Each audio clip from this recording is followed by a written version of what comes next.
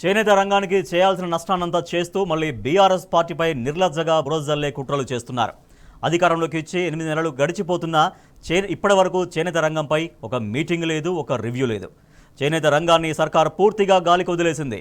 చేనేత కార్మికులను పాపుడాలు, నిరోధులు అమ్ముకొని బతకాలని ఉచిత సలహాలు ఇచ్చిన ఈ కాంగ్రెస్ పాలకులు చేనేత రంగాన్ని అంపశయ్య మీదికి తెచ్చారు. నేతన్నలకు ఆర్డర్లు ఇచ్చి ఆదుకోవాలన్న ఆలోచన లేదు. అసలు చేనేత సహకార సొసైటీ గోదాముల్లో 100 కోట్ల విలువైన వస్త్రం మక్కిపోతున్నా ఈ సర్కారుకు సోయలేదు. గోడౌన్లలో ఏముందో ప్రభుత్వానికే తెలవకపోతే ఎలా? చేనేత జౌళి శాఖ మొద్దు నిద్రపోతోందా?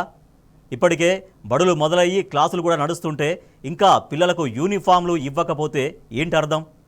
చేనేత జౌళి శాఖను తన దగ్గరే అట్టిపెట్టుకున్న సీఎం రేవంత్ ఏం చేస్తున్నట్టు?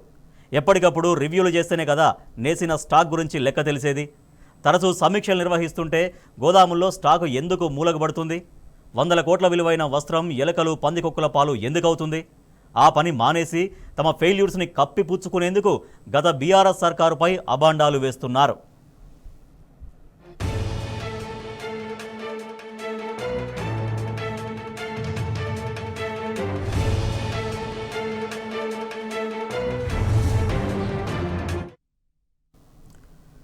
ఎనిమిది నెలలుగా చేనేత జౌళి శాఖను సీఎం రేవంత్ రెడ్డి తన దగ్గరే ఉంచుకున్నారు. ఓవైపు రాష్ట్ర వ్యాప్తంగా చేనేత రంగంలో సంక్షేమం అటకెక్కింది.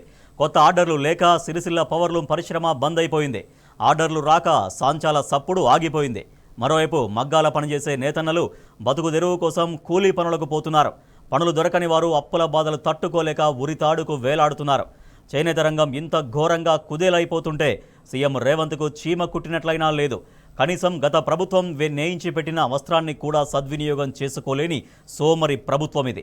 100 కోట్ల రూపాయల విలువైన వస్త్రం నిల్వలు గోదాముల్లో ఉంటే 8 నెలలుగా ఈ ప్రభుత్వం ఏ గుడ్డి గుర్రాలకు పళ్ళు తోముతోందన్న విమర్శలు వస్తున్నాయి. తమ చేతగానితనాన్ని కవర్ చేసుకోవడానికి శరామామూలుగా మళ్లీ గత బీఆర్ఎస్ సర్కారుపై నిందలు మోపుతున్నారు. ఇంతకన్నా దుర్మార్గం మరొకటి ఉండదు అంటున్నారు జనం.